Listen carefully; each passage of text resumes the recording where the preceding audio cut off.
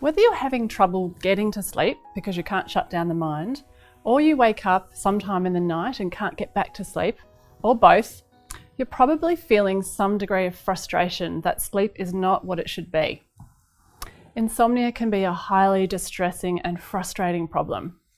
It can have a negative effect on your energy, on mood, on concentration, memory, and it can have a flow-on effect in your life. It can affect your work, studies, hobbies, or even your relationships. But you know this already. Let's take it as a given that you really want to be able to sleep well. And not just for a few nights, but consistently. You want to be able to trust that when you get into bed, you'll be able to drift off into a sound sleep that will carry you through until the morning. Doesn't seem too much to ask, does it? And you're not alone. This is what we all want. The problem here is that sleep is not something that we can force or control. You've probably already noticed that when you try harder to get to sleep, the more awake that you feel. When we say things to ourselves like, I must get to sleep now or I'll feel terrible tomorrow, we add pressure to the situation. And the more pressure that we add to sleep, the more tense and stressed we actually become.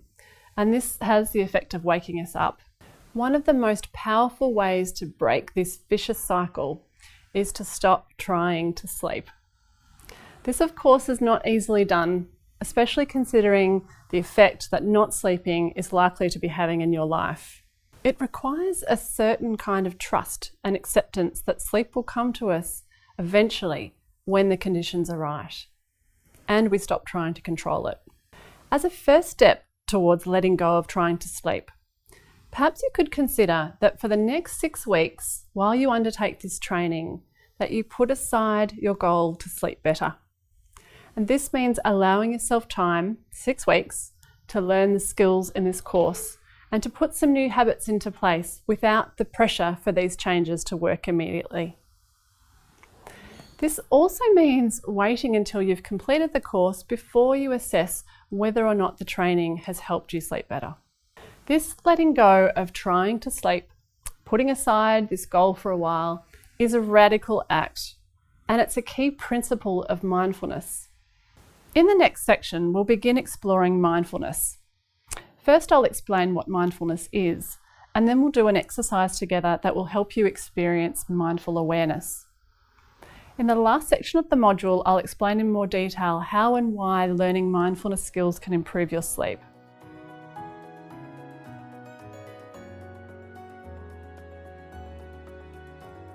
First, a little background. As you already know, mindfulness meditation has been practiced for more than 2,500 years, and it has its roots in Eastern traditions such as Buddhism. Over the past 20 years, there's been a boom in the use of mindfulness-based interventions in Western medicine, and mindfulness courses are run all over the world in a range of healthcare settings. It's probably even fair to say that now mindfulness has hit the mainstream.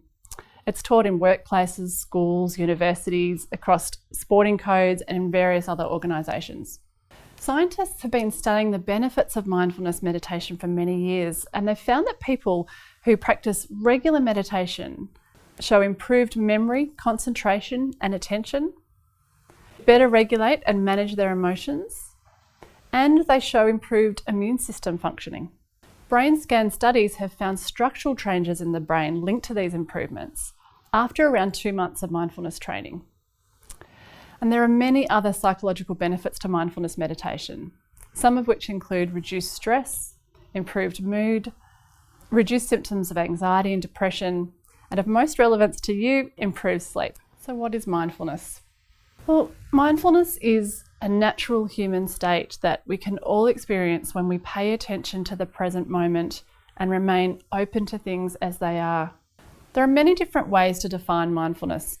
The definition I like best is the one put forward by one of the world-leading mindfulness teachers, Jon Kabat-Zinn.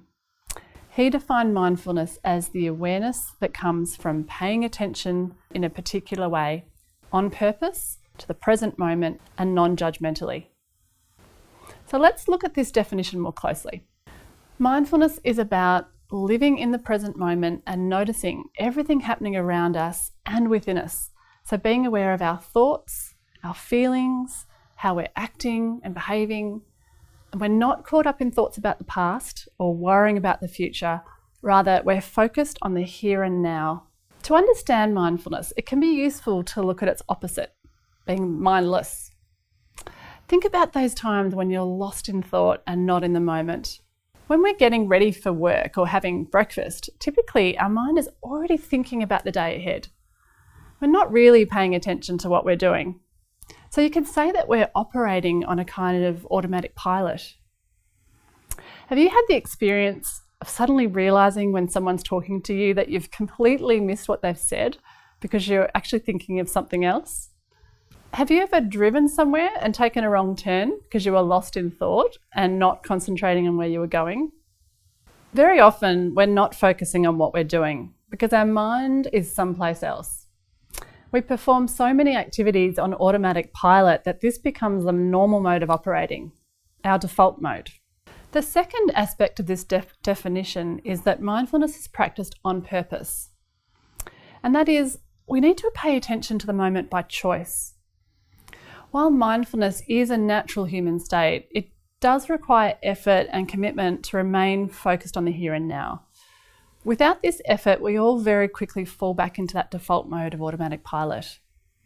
So if you think about it, children quite naturally live in the moment. They study everything with interest and curiosity, and they can let go and move on to the next thing fairly easily. So 1 minute they're crying because another child snatched a toy from them, and a minute later they're playing happily together again. As we get older, we tend to think more about everything, and it becomes harder for us to let go and stay in the moment. So remember the last time someone offended you? How long did it take you to get over it? Or are you still carrying it with you? So while this present focused attention comes naturally to us all as children, as adults we need to make a conscious effort to sustain it. And thirdly, mindfulness is about attending to the present moment non-judgmentally. So you might have noticed how quick our minds are to judge and criticise everything we encounter. It's too cold, or it's too hot, or I don't like this or that. We're constantly judging ourselves and others. So I'm too slow, or I'm forgetful, I'm boring, she's too loud, he's too arrogant, and it goes on and on. This judging can be so subtle that you may not at first even be aware of it. Training in mindfulness allows us to detect this constant judging of the mind and see the effect that it has on our mental and emotional state. So with training in mindfulness, we can learn to let go of the judgments and respond to situations in our lives with greater clarity and less reactivity. So rather than immediately seeing things as good or bad or right or wrong, we can learn to observe things as they are. And when we have this greater clarity, we can make wiser decisions about whether or not the situation we're facing needs to change, and if it does, what we can do about it. Being non-judgmental does not mean that we lose our common sense or our ability to distinguish between safety and danger or ethical or unethical behaviour.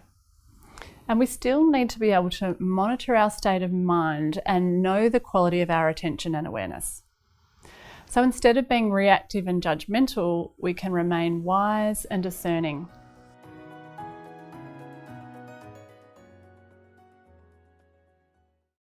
Another way to understand mindfulness is that we're switching from the doing mode to the being mode. So let me explain. You might have noticed that we live in a society that expects us to be always doing something and achieving something. We praise those people who've achieved great things, and there's a message for anyone else to work harder and keep trying. So this pressure can leave us all feeling like we can't rest or relax until we've achieved all our goals. And our goals, of course, are never ending. On a deeper level, we may even feel that we're not good enough until we've somehow proven our worth. The hard reality is that the higher up the ladder we may appear to climb, the more pressure that we may feel to stay there. We become fearful of failing, believing that to lose everything is to lose who we are. We fear shame and humiliation, so we keep working hard to stay ahead. The other problem we now face is that we live in an increasingly fast-paced society, in an age where the internet and smartphones provide endless information to us 24/7, and we can feel immense pressure to keep up with everything that's happening around us. We're so busy replying to emails, text messages, reading social media feeds, that there is less and less opportunity for downtime, and this creates a brain that's overstimulated. Do you have the feeling that there's too much to do and not enough time? Are you often rushing from one thing to the next? And are you in the habit of multitasking, trying to get multiple things done at once? So what effect is all this having on you? I see people all the time in my psychology practice who say that they're so busy and on the go the whole day that at night time they can't switch off their mind and wind down. They know that this is contributing to their sleep problem, but they really don't know how to stop. Mindfulness teaches us how to step out of this frantic doing mode and into the being mode. In other words, we give ourselves permission to take a break from all the busyness. We take a break from striving to achieve something. We learn how to rest in the moment, accepting it as it is with all its imperfections. And with time and practice, we even learn how to accept ourselves just as we are with all our imperfections. Switching from the doing mode to the being mode doesn't mean that we stop setting goals for ourselves. It simply means we're less attached to the outcome. It also means that we can slow down and do one thing at a time and rest when we need to create more balance in our lives. The outcome of this is that we feel happier and more content and more satisfied in our lives.